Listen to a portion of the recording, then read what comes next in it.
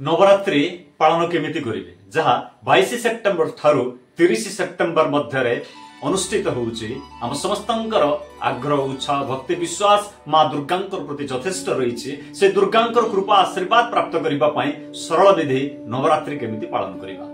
प्रातः शय्या त्याग परे सूर्य अर्घ्य प्रदान करिवे एवं सूर्य अर्घ्य प्रदान करिबा परे घरे कलश स्थापन करिवे एवं कलशर विधिवत यथाशक्ति पूजा मध्य करिवे एवं मांकर प्रतिमूर्ति फटचित्र सम्मुख रखी पूजा उपासना करिवे गंधपुष्प धूपदीप नैवेद्य प्रदान करिवे एवं ए जो 9 दिन जीवन यापन आपणकर एक आध्यात्मिकमय सात्विकमय दिव्यमय हेबा उचित।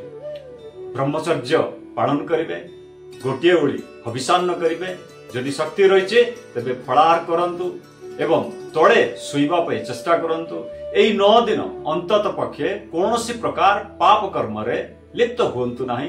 सदा सर्वदा अधिकरु अधिक मांकर मंत्र जप करंतु देखिबे मांकर दिव्य कृपा प्राप्त करि पारिबे।